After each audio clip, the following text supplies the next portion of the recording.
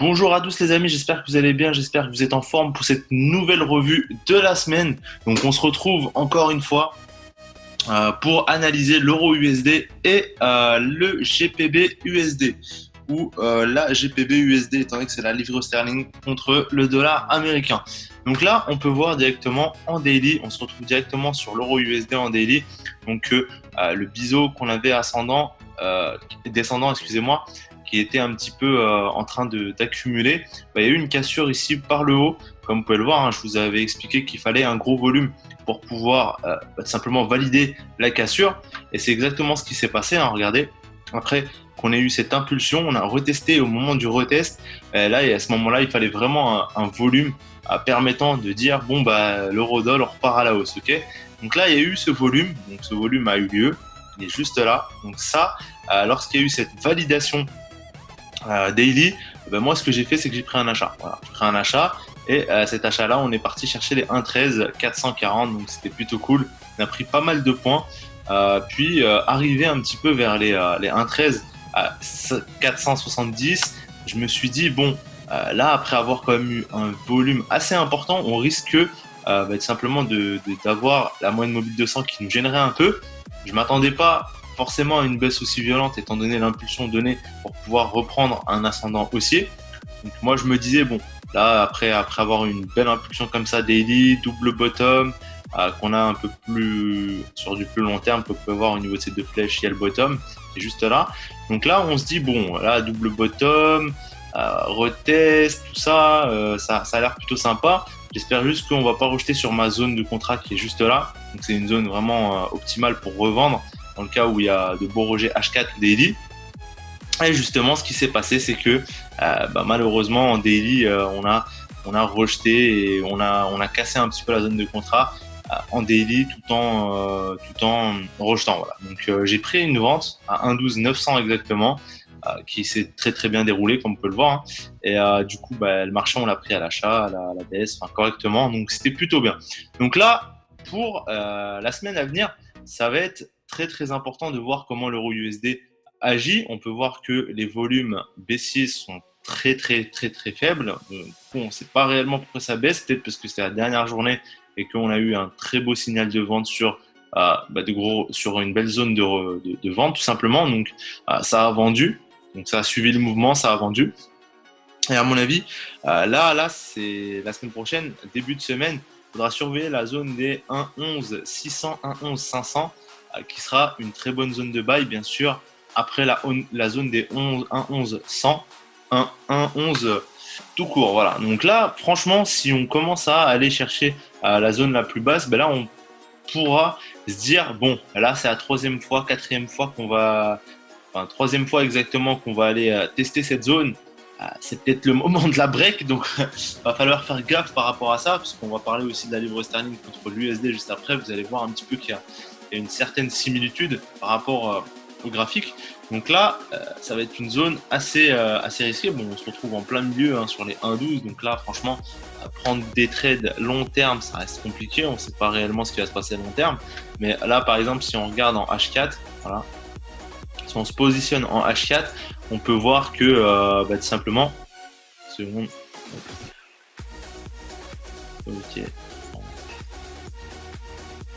Enfin bref, c'est pas super important, mais j'aime bien que tout soit symétrique. Ok, nickel. Donc là, comme on peut voir, on a eu donc ce double top qui m'a confirmé un peu la vente. En plus de ça, on reteste le bloc de contrat et derrière, on valide la vente. Donc c'est pour ça que je l'ai pris. Moi, je l'avais pris à peu près vers là, donc sur les 1,12 900. Ce scénario m'a conforté étant donné qu'on double top, on reteste ce double top au niveau de la ligne de coup sur la zone de contrat. Derrière, on valide avec une bougie baissière, forcément 1,12 900 c'est une baisse. Voilà, j'ai pris la baisse. Malheureusement, ça a pris pas mal de temps, c'était dur de tenir. Après, bon, si on tenait, on prenait pas mal de puces derrière, tout simplement. Donc là, cette zone-là, ça va être la prochaine zone à surveiller. Donc il y a cette trend. Donc est-ce qu'on va réintégrer ce canal baissier? C'est ça la question. Voilà. C'est ça la question. Est-ce qu'on va rebondir juste là et on va commencer à stagner un peu avant de reprendre une hausse? Telle est la question.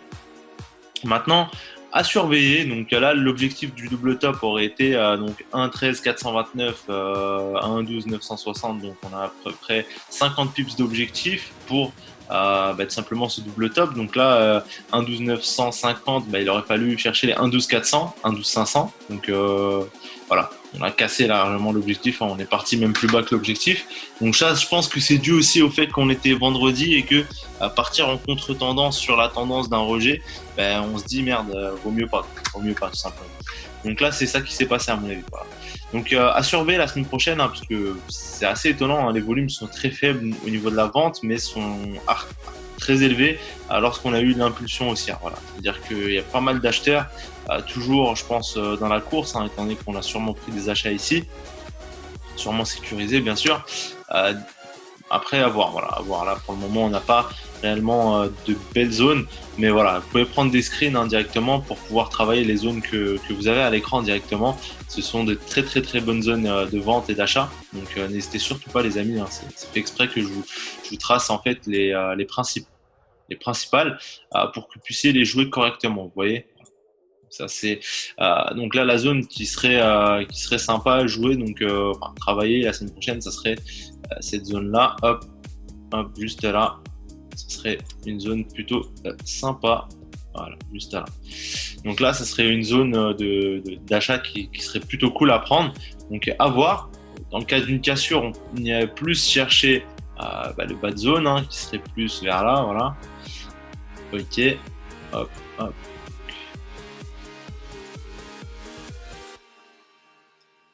Voilà, juste là à peu près. Donc là, on irait chercher un peu le bas de zone. Bon, là, je l'ai mal placé, c'est un tout petit peu plus haut. Vous comprenez, à mon avis, vous n'êtes pas. Voilà.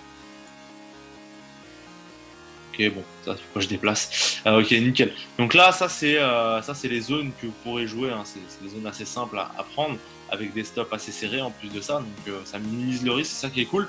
Donc voilà. Par rapport à la semaine prochaine sur l'euro USD. Maintenant, on va directement se diriger sur le GBP/USD. On se retrouve dans quelques secondes, les amis.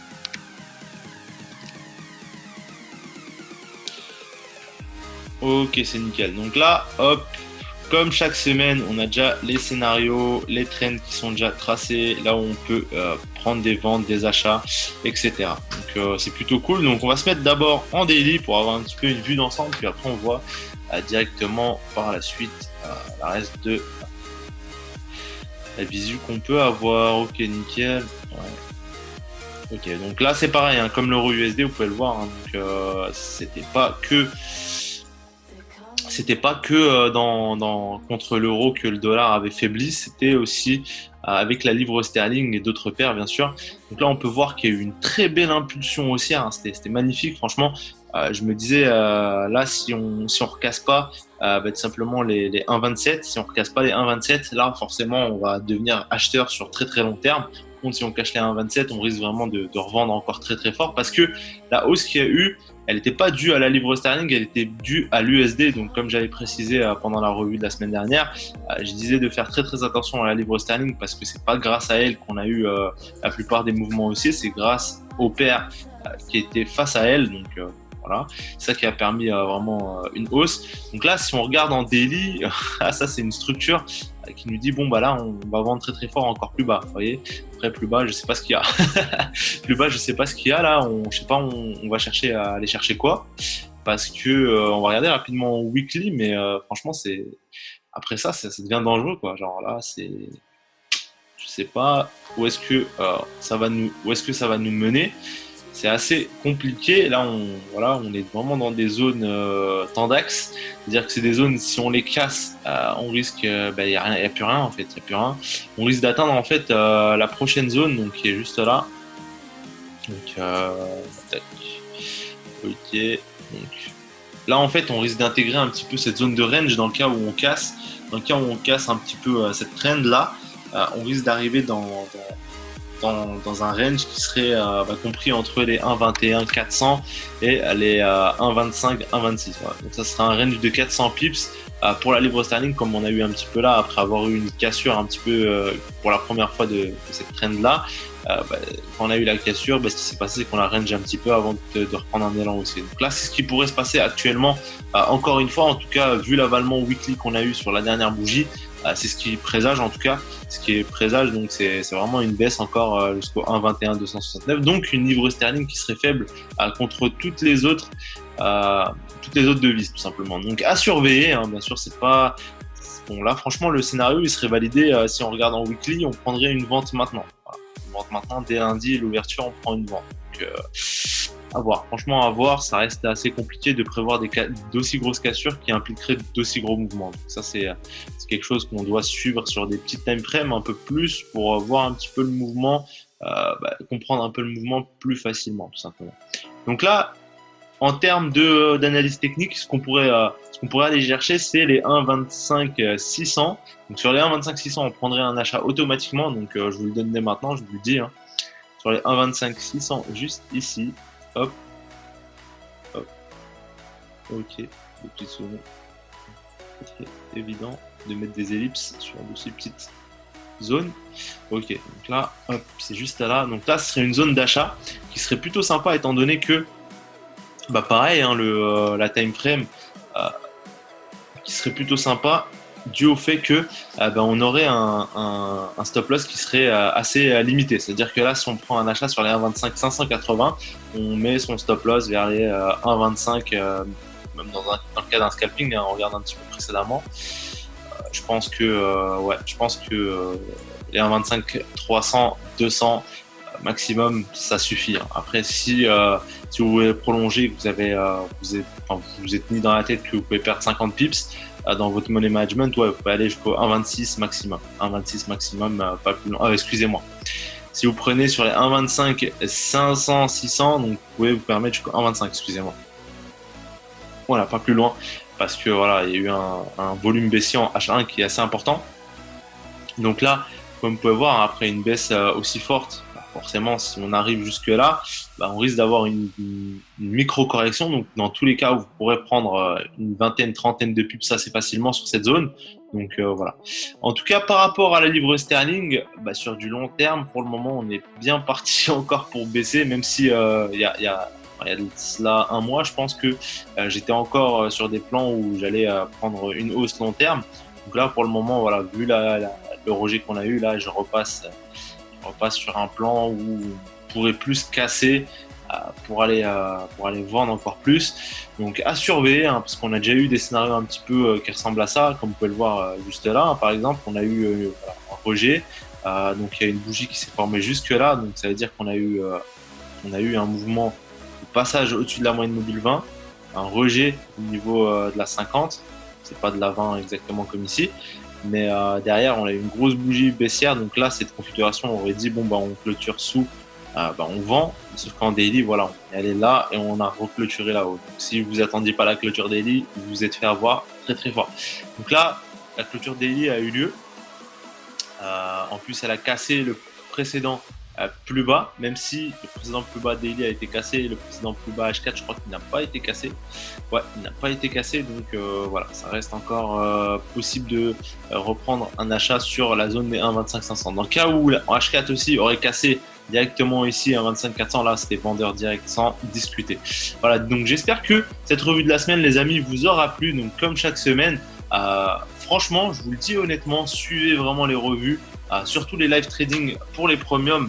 Là où je donne vraiment tous les plans, les endroits où acheter, les endroits où vendre. Donc ça, c'est super important. En plus de ça, j'avais donné la semaine dernière dans le Live Trading Premium que l'or, après sa chute qu'il a eu lorsqu'il a touché les 1345 pour la première fois, je leur ai dit, dès qu'on redescend sur les 1320, 1330, on va racheter très très fort parce qu'il va vraiment aller chercher la zone des 1355 à 1365, c'est certain.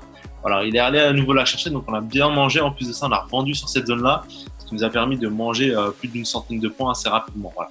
Donc je vous souhaite une excellente journée et surtout un très bon week-end, les amis, et j'espère que ce que je vous apporte par rapport à ce contenu gratuit, donc qui est la revue de la semaine, j'espère que je vous rapporte pas mal de contenu éducatif. Ça me fait extrêmement plaisir toujours de faire ça et je vous dis à la prochaine.